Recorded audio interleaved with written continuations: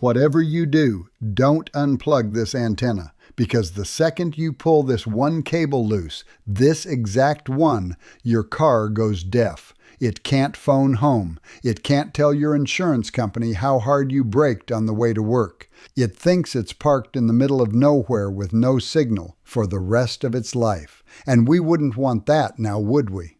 I'm having you on, of course, because unplugging this antenna is exactly what I'm about to show you how to do. And if you're one of the folks who watched me pull the fuse and thought, Hank, I want to do that, but I don't want to lose anything, this one's for you, because this is the cleaner way.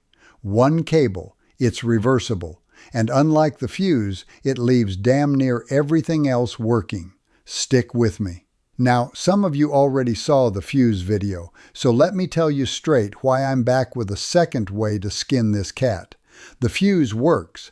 Pull the fuse, you cut power to the whole tracking box. Done. But two things. One, on some cars you can't safely pull that fuse because the manufacturer wired the tracker into the same box that runs your radio and your screen, so killing the fuse kills half your dashboard. Two, even when you can, the fuse cuts the whole module dead, and some folks want to keep a feature or two. The antenna fixes both problems, because instead of starving the box of power, you just take away its ability to hear and be heard. You leave it running and you make it deaf. And a deaf box can't report on you any more than a dead one can.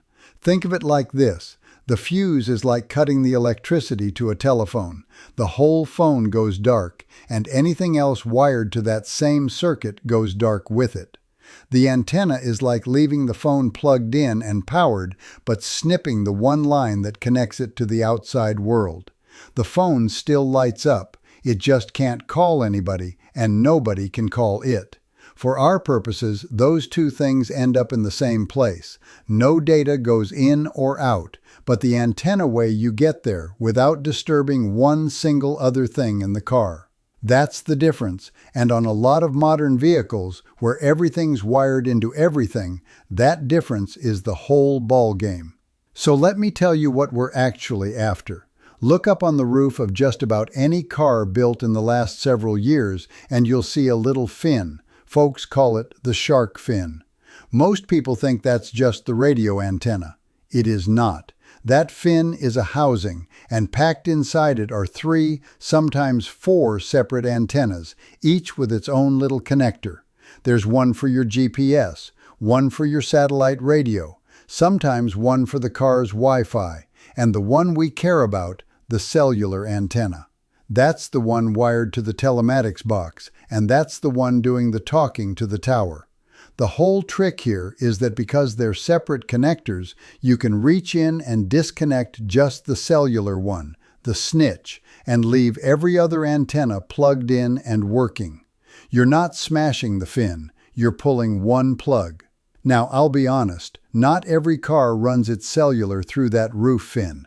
Some hide the antenna inside the glass or down by the box itself, so where exactly you get at it depends on what you drive. But the principle holds on every one of them. There's a cellular antenna feeding that tracker, and it's got a connector, and that connector comes apart. And here's why it works, plain as I can put it. That telematics box is a cellular device, same as the phone in your pocket. And a phone with no antenna is just a paperweight that lights up. It's got power, it's awake, but it cannot reach the network, so it cannot send your business anywhere. That's exactly what you're doing to the tracker. You leave it powered, you leave the rest of the car alone, and you simply cut the wire that carries its voice to the outside world. From that moment on, as far as the manufacturer, the data brokers, and the insurance company are concerned, your car drove into a tunnel and never came out. It's sitting right there in your driveway, and to them, it has vanished. And this is exactly why the antenna is the answer for the folks the fuse leaves behind.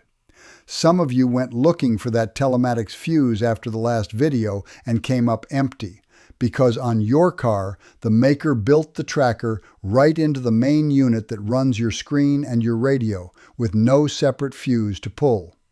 A lot of newer models are built that way now, on purpose, so there's no clean switch to flip. Well, here's the thing they can't get around. No matter how deep they bury that box, it still has to reach an antenna to talk to the tower. They can hide the fuse. They cannot hide the fact that a radio needs an antenna. So even on the most locked down, everything integrated car on the lot, the antenna is the one door they left standing open, because the car physically cannot work without it being reachable. That's the beauty of going after the signal path instead of the power. Every connected car has one. Every one. Now let me show you the two ways people get at it. Easy first. The simplest is right up at that shark fin. You pull the headliner down a touch at the back, or pop the fin housing depending on the car, and you'll find those separate antenna leads plugged into the base. You disconnect the cellular one. Some folks wrap the end in a bit of tape and tuck it aside, so it's a 2-minute job to plug it right back in if you ever change your mind. The second way is down at the box itself, the telematics module, that paperback-sized unit tucked behind the dash, under a seat, or back in the trunk, depending on your car. Right where the antenna cables plug into that box, you'll see the connectors. The cellular lead is the one you're after. Unplug it there. Either spot works. And I'll say the same thing I always do. Look up where the box and the antenna live on your exact year and model before you go pulling trim, so you're not guessing blind. And if you want to test the whole idea before you disconnect a single thing, here's a trick that costs you nothing and commits you to nothing. Get yourself a signal blocking pouch, the kind they call a Faraday bag, the metal mesh material that phones and key fobs go in. Now, you can't wrap the whole car in it, obviously, but the point is to prove to yourself how this works. A cellular device with no path to a tower goes silent. If you want the reversiblest version there is, some folks even sleeve the antenna lead itself. The principle is the same as pulling the plug. You're putting the tracker in a permanent airplane mode. I mention it because a lot of people are more comfortable easing into this than yanking a connector on day one, and there's no shame in that. Here's another thing worth knowing about why the antenna is such a clean cut. That cellular signal is a two-way street. The box uses that antenna both to send your data out and to receive commands and updates coming in. So when you pull that one lead, you're not just stopping the outbound snitching. You're also closing the door they'd use to reach into your car. The remote commands, the over-the-air changes, the "we updated your vehicle overnight" business you never asked for. One plug, both directions, shut. Now here's the part that makes this the gentleman's version of the fuse trick, what you get to keep. Because you only pulled the cellular antenna and you left the others alone, your GPS still works. Let me say that again, because it's the one that stops people. The map on your dash still knows exactly where you are. That's because GPS is a receiver, a separate antenna that just listens to satellites overhead. It doesn't transmit a thing. So your position, your little dot on the map, keeps working perfect. Now I'll be straight. The fancy connected extras that ride the cell signal, the live traffic, the online search, those go quiet because those needed the tower. But the actual find your way navigation, the map and your place on it, that keeps right on going. Your satellite radio keeps playing because that's its own antenna too. Your regular AM and FM, your backup camera, your parking sensors, your Bluetooth to your own phone, all of it, untouched. That's local, yet never needed the cell tower. The only thing you've killed is the one wire that let the car broadcast you to strangers. That is a cleaner cut than the fuse gives you, and it's the whole reason I wanted you to have it.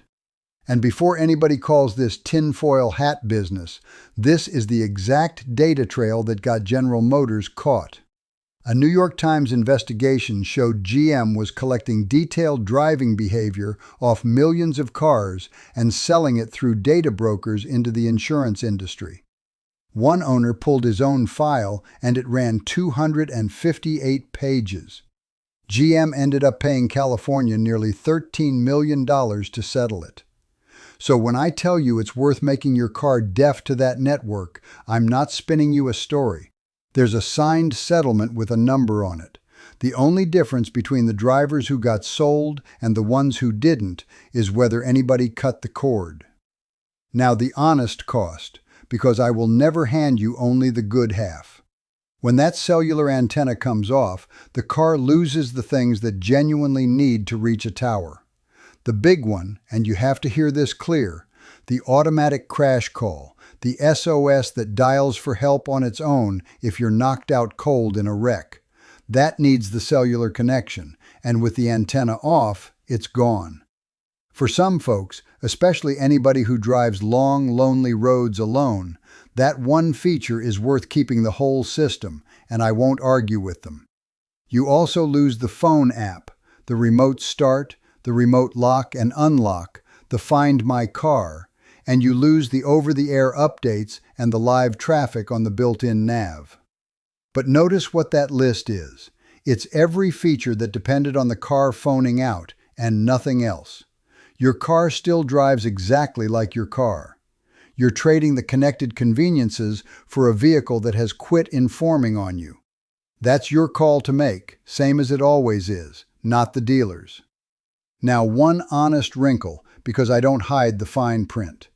Unlike pulling the fuse, which shuts the box off cold, the antenna method leaves the box powered, and a box that's powered can still quietly log your driving to its own internal memory.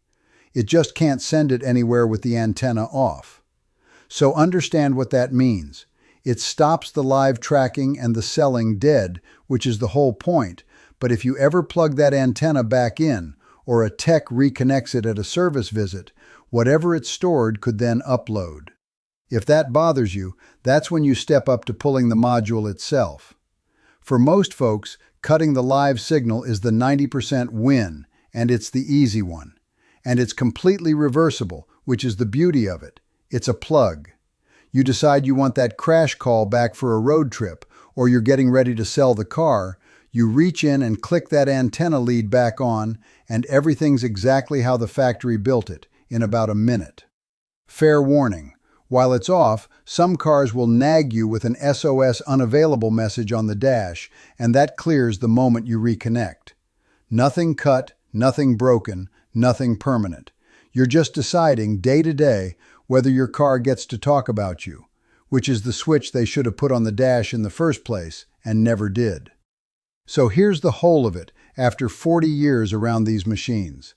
They built the car to watch you, they hid the off switch, and they bet you'd never go looking for it.